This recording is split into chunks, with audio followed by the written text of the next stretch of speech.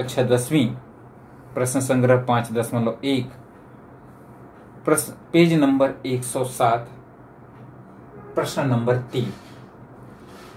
प्रश्न है कि x अक्ष पर स्थित वह बिंदु ज्ञात करो जो बिंदु a-3 4 और b 1-4 से समान दूरी पर हो। तो उस बिंदु को हम मान लेते हैं। तो लिखोगे मानो x अक्ष पर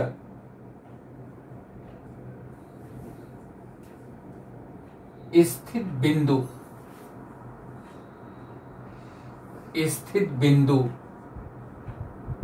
P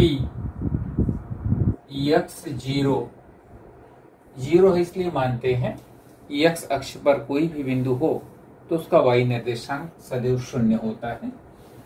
x0 यह बिंदुओं जो प्रश्न में दिया गया है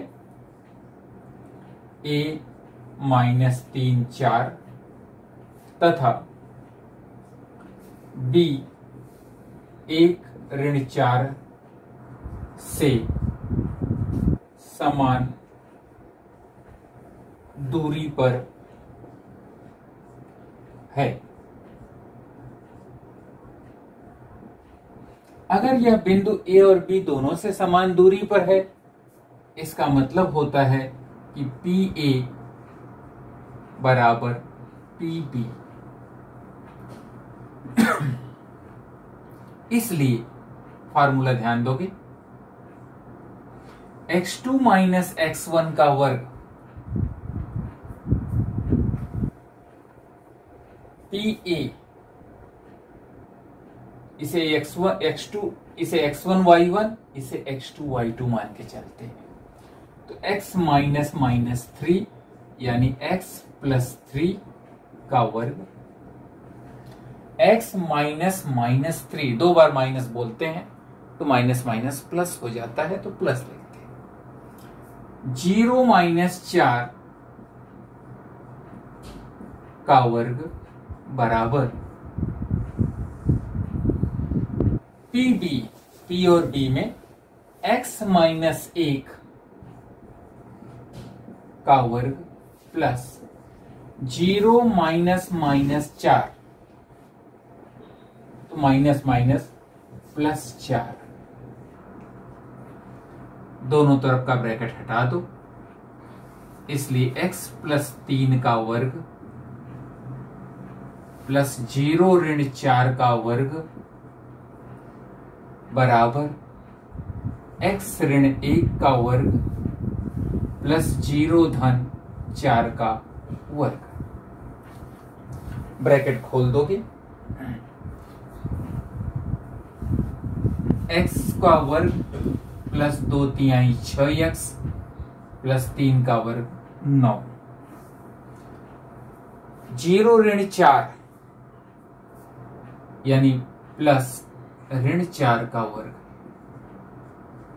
तो x का वर्ग माइनस 2x प्लस 1 प्लस 0 धन यानी 4 का वर्ग।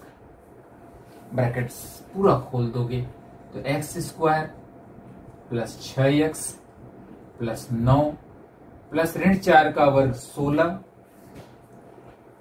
दूसरे पक्षों में x का वर्ग ऋण 2x धन 1 4 का वर्ग 16। दोनों पक्षों में समानताएं हैं, पेंसिल से कट कर दोगे दोनों पक्षों में, तो बचा 6x धन 9 बराबर ऋण 2x धन 1, पक्षांतर कर दो तो 6x धन 2x बराबर 1 ऋण 9, इसलिए 6 और 2 8x, 1 में से ऋण 9 घटा दो तो ऋण 8, इसलिए x बराबर ऋण 8/8, इसलिए x बराबर ऋण 1। हमसे पूछा गया है कि वह बिंदु ज्ञात करो। उत्तर में लिखोगे वह बिंदु P -1 0 है।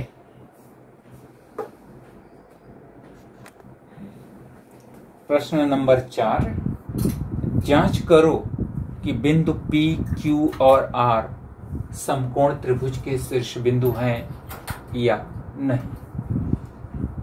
यह भी कंफर्म नहीं है कि यह समकोण त्रिभुज है। हमने एक त्रिभुज की रचना कर दी है, 3 बिंदु दे दिए हैं, किताब में बिंदुओं के निर्देशांक भी दिए गए हैं और दूरी का सूत्र x2 - x1 का वर्ग प्लस y2 - y1 का वर्ग होता है।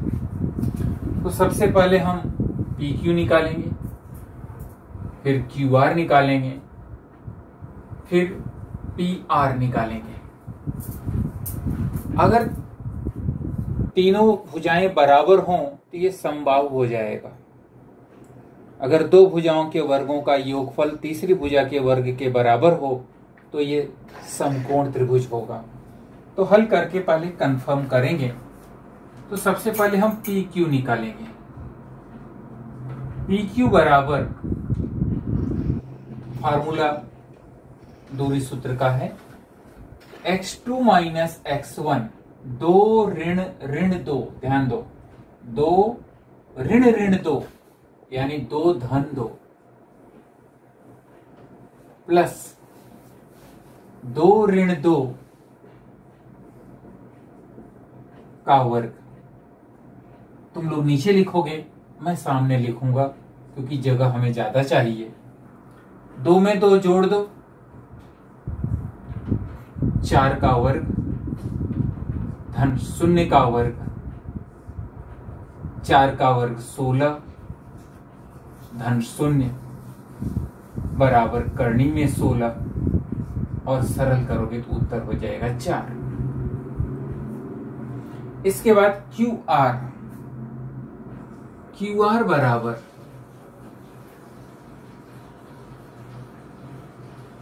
करनी में 2 ऋण 2 का वर्ग प्लस 7 ऋण 2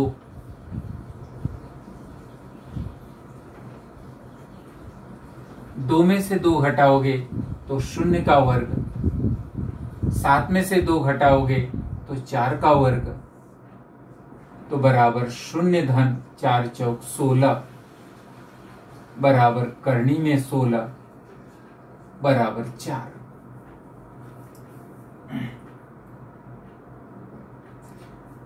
सात में से 2 घटाओगे तो 5 आएगा, ध्यान दोगे, हमने 4 लिख दिया। तो ये हो जाएगा 25 और यहाँ पे लिखोगे 25 और यहाँ पे लिखोगे 5। 7 में से 2 घटाओगे तो 5। एक की भुजा 4 आई, दूसरे की भुजा 5 आई।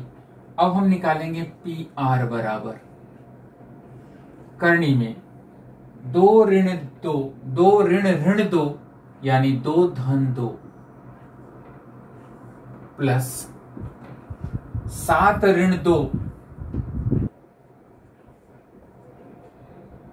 बराबर, इसमें नीचे लिख देता हूं, 2 में 2 जोड़ोगे तो 4 का वर्ग, 7 में से 2 घटाओगे तो 5 का वर्ग, 4 का वर्ग 16, 5 का वर्ग 25, 16 में 25 जोड़ोगे तो हो जाएगा करनी में 41। करनी 41 का मान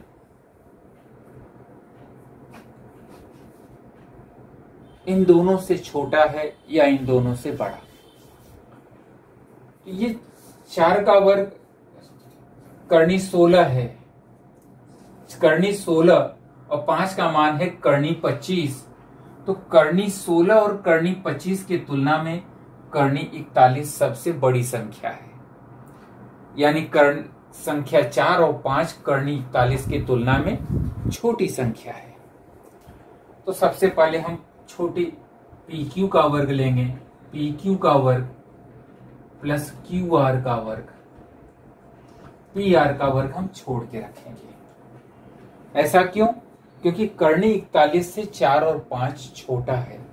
करनी 41 का मान जो है 4 का करनी में लिखेंगे तो करनी 16 और 5 को करनी में लिखेंगे तो करनी 25, और करनी 16 और करनी 25 इन दोनों एक करनी 41 से छोटे हैं। तो पी क्यू का वर्ग यानी 4 का वर्ग, क्यू आर यानी 5 का वर्ग, 4 का वर्ग 16, 5 का वर्ग 25, टोटल 41। जो सबसे बड़ी भुजा है पी आर, तो पी आर का वर्ग बराबर करनी में 41 का वर्ग और करनी 41 का वर्ग 41, दोनों मान समान हैं, इसलिए पी क्यू वर्ग प्लस क्यू आर वर्ग बराबर पी आर वर्ग। इसलिए पाइथागोरस प्रमेय के विलोम से, नीचे उत्तर लिखोगे, इसलिए पाइथागोरस प्रमेय के विलोम से त्रिभुज पी क्यू आर एक समकोण त्रिभुज है। यहां लिखोगे पाइथागोरस प्रमेय के विलोम से त्रिभुज पी क्यू आर एक समकोण त्रिभुज है। तो बोर्ड पे हम लिख देते हैं, तुम लोग नोट कर लोगे। पाइथागोरस प्रमेय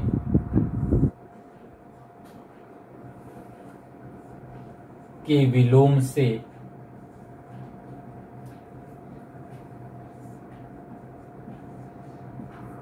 त्रिभुज पी क्यू आर एक समकोण त्रिभुज है। इसलिए बिंदु पी क्यू तथा आर समकोण त्रिभुज के शीर्ष बिंदु हैं। समकोण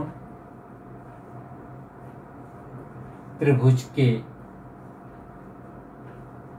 शीर्ष बिंदु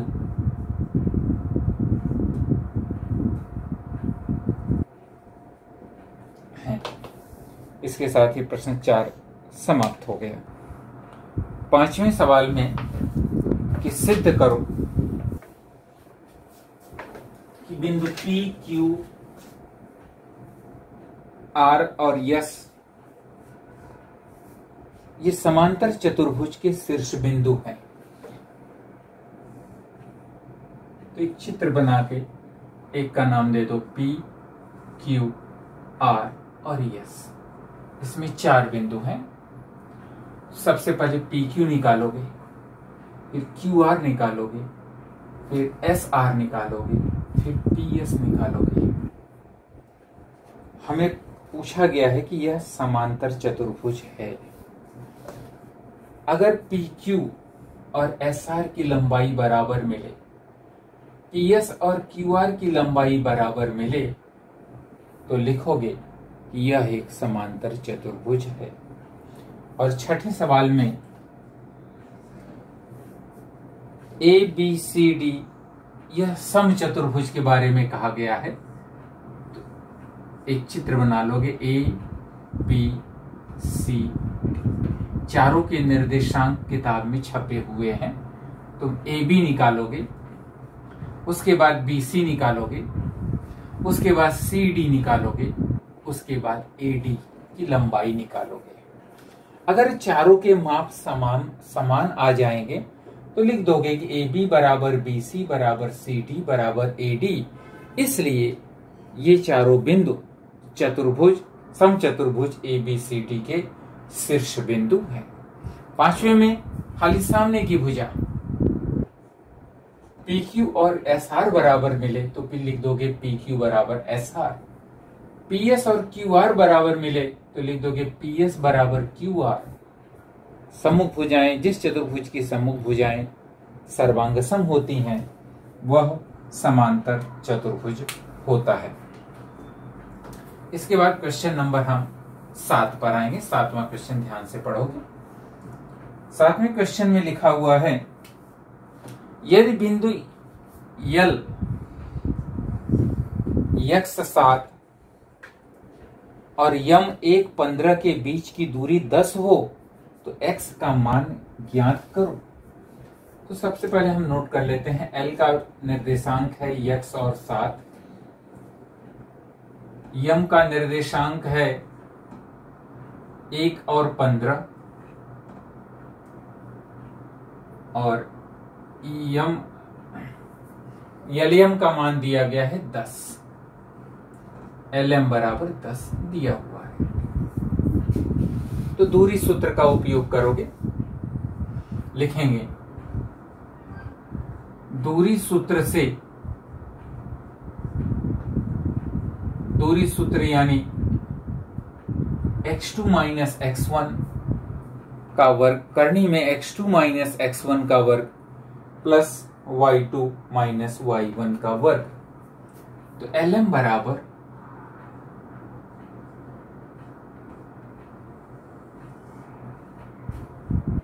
चाहे 1 ऋण x का वर्ग 15 ऋण 7 का वर्ग लिखो, या x ऋण 1 का वर्ग या 7 ऋण 15 का वर्ग लिखो, दोनों ही मान्य है। तो हम लिखेंगे x ऋण 1 का वर्ग प्लस 7 ऋण 15 का वर्ग। इसे सरल कर देंगे। यम का मान है 10 बराबर करनी में x माइनस 1 का वर्ग प्लस 7 में से 15 घटा दोगे तो मिलेगा माइनस 8 का वर्ग।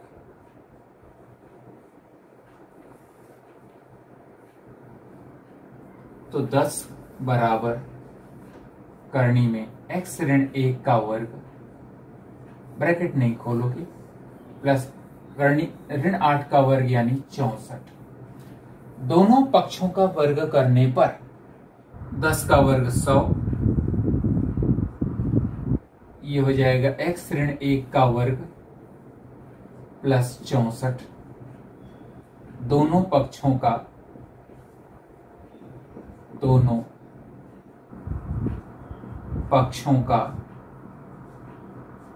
वर्ग करने पर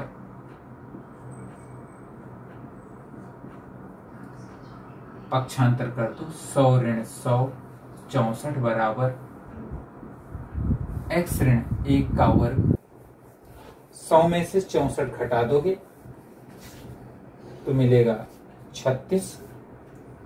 इसलिए x ऋण 1 का वर्ग बराबर 36, वर्गमूल ले लो।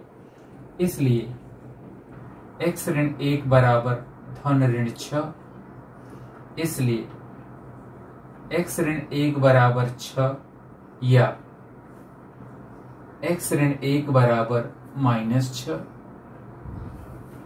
इसलिए x बराबर 6 धन 1 या x बराबर ऋण 6 धन 1।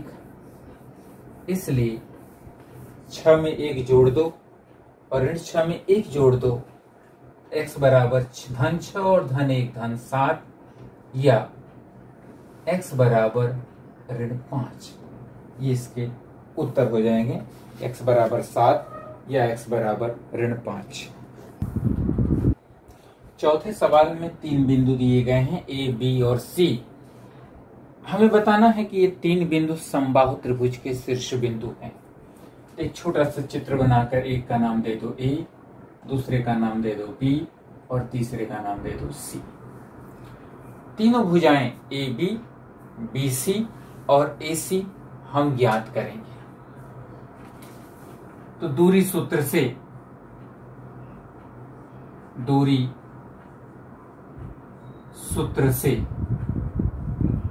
AB बराबर करनी में x2 माइनस x1 यानी 1 ऋण 1 का वर्ग 6 ऋण 2 प्लस 6 ऋण 2 का वर्ग बराबर 1 में से 1 गए 0 का वर्ग, 6 में से 2 गए 4 का वर्ग बराबर 0 का वर्ग यानी 0 प्लस करनी में 0 प्लस 4 चौक 16 बराबर करनी में 16 बराबर 4। तुम लोग नीचे लिखोगे, हम बगल में लिख देते हैं। AB के बाद हम BC निकालेंगे। BC बराबर करनी में x2 माइनस x1 यानी 1 धन 2 करनी 3 ऋण 1 का वर्ग प्लस y2 माइनस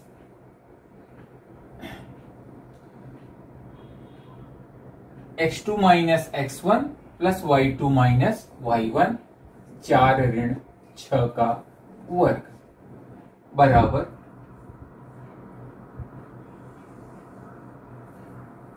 1 धन 2 करनी 3 में से 1 घटा दोगे तो बचेगा 2 करनी 3 का वर्ग प्लस 4 में से 6 घटा दो तो माइनस 2 का वर्ग।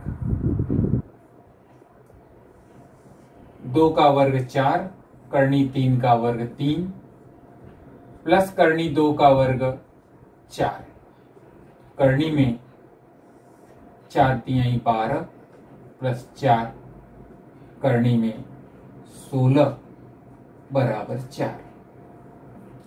अब इसके बाद निकालेंगे AC।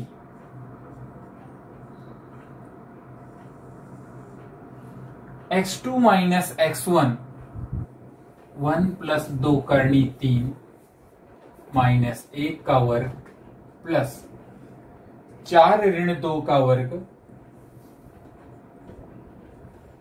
बराबर करनी में ब्रैकेट सरल कर दोगे, धन 1 ऋण 1 कट जाएगा तो 2 करनी 3 का वर्ग प्लस 2 का वर्ग गुणा कर दो, 2 का वर्ग 4 करनी 3 का वर्ग 3 प्लस 2 का वर्ग 4 करनी में 4 तिहाई 12 प्लस 4 बराबर करनी में 16। वर्गमूल ले लो तो AC बराबर 4। इसे दे देते हैं नंबर 1, इसे दे देते हैं नंबर 2 और इसे दे देते हैं नंबर 3। AB बराबर 4, BC बराबर 4 और AC बराबर 4। तीनों कथनों से ऊपर की पंक्ति हम मिटा देते हैं।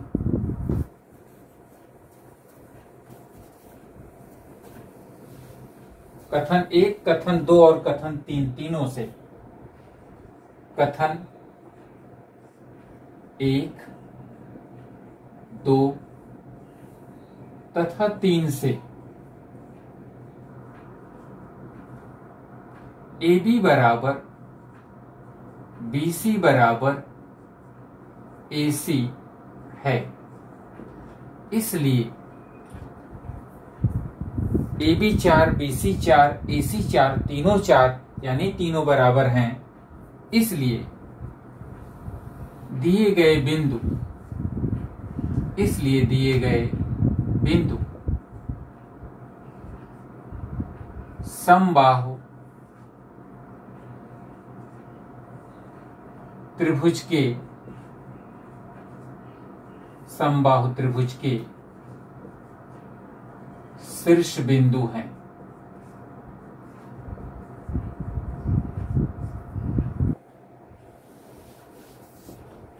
इस तरह यह प्रश्न संग्रह समाप्त हो गया।